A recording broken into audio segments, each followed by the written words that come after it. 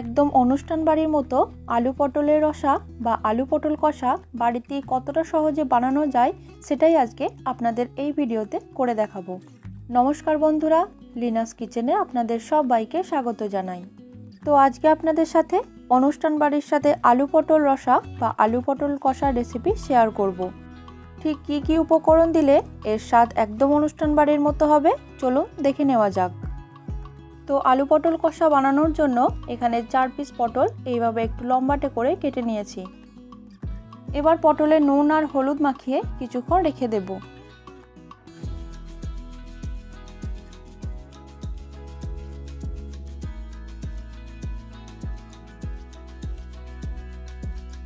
আর এখানে 8টা ছোট সাইজের আলু এইভাবে 1/2 করে কেটে নিয়ে জলে খুব ভালো করে ধুয়ে নিয়েছি। আপনারা এখানে নিজেদের পরিমাণ মতন আলু আর পটল ব্যবহার করবেন। এরপর এখানে একটা মশলার ঘোল বানিয়ে রাখবো। তার জন্য একটা বাটিতে নিয়ে নিচ্ছি 1/2 চা চামচ হলুদ গুঁড়ো, 1/2 চা চামচ কাশ্মীরি লাল লঙ্কার গুঁড়ো, 1/2 চা চামচ জিরে গুঁড়ো আর 1 চা চামচ ধনে গুঁড়ো। একটু জল দিয়ে মশলাগুলোকে মিশিয়ে নিয়ে রেখে দেব।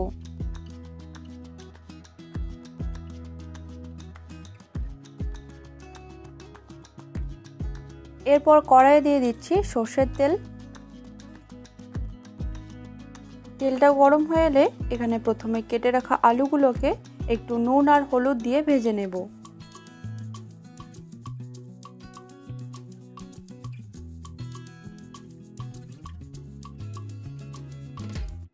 হালকা লাল লাল করে আলুগুলোকে ভেজে নিয়ে তুলে নিচ্ছি।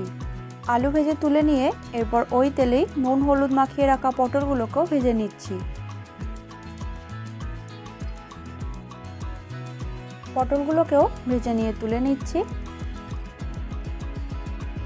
পটল ভেজে তুলে নিয়ে এরপর ওই তেলে ফোড়ন হিসেবে দিয়ে দিচ্ছি গোটা গরম মশলা, একটা তেজপাতা, 1/2 চা চামচ গোটা জিরে আর একটা শুকনো লঙ্কা। তেলে ফোড়নটা একটু নাড়াচাড়া করে নিয়ে এতে দিয়ে দিচ্ছি 2টো মাঝারি সাইজের স্লাইস করে কাটা পেঁয়াজ। একটু নুন দিয়ে পেঁয়াজটাকে এখানে ভালো করে ভেজে নেব।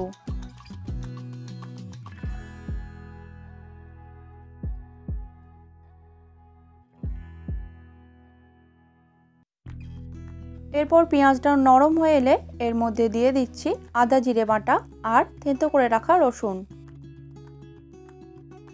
আদা রসুন দিয়েও এখানে কিছুক্ষণ ভালো করে কষিয়ে নেব যতক্ষণ না এর থেকে কাঁচা গন্ধটা চলে যায়।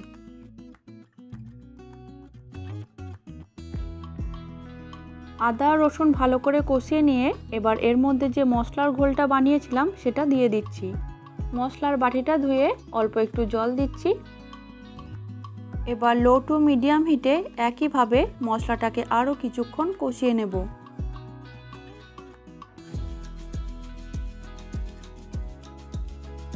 মশলা কষিয়ে নিয়ে এবার এর মধ্যে একটা মিডিয়াম সাইজের পেস্ট করে রাখা টমেটো দিয়ে দিচ্ছি। মিক্সির বাটিটা ধুয়ে অল্প একটু জল দিয়ে দিচ্ছি। এরপর টমেটো দেওয়ার পরে এটাকে এখানে ততক্ষণ কষিয়ে নিতে হবে যতক্ষণ না এর কাঁচা গন্ধটা একেবারেই চলে যায়। 1 থেকে 2 মিনিট মতন কষিয়ে নিয়ে এবার এতে ভেজে রাখা আলুগুলোকে দিয়ে দিচ্ছি। আলুগুলো দিয়ে মশলার সাথে ভালো করে মিশিয়ে নেব। আলুগুলো দিয়ে কষতে কষতেই এতে দিয়ে দিচ্ছি স্বাদ মতো নুন আর চিনি।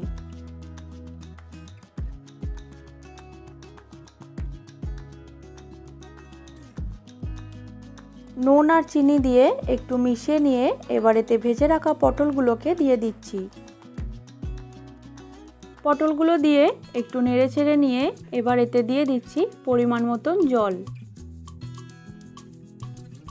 এবার ঢাকা দিয়ে লো টু মিডিয়াম হিটে 15 থেকে 20 মিনিট মতন সময় নিয়ে এটা সেদ্ধ হতে দেব।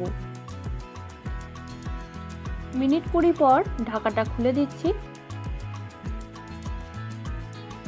আলুগুলো এখানে ভালো মতন সেদ্ধ হয়ে গেছে আর জলটাও এখানে অনেকটা কমে এসেছে। কয়েকটা আলু এখানে একটু ম্যাশ করে দিচ্ছি। পটল আলুর রসা এখানে আর তৈরি হয়ে এসেছে।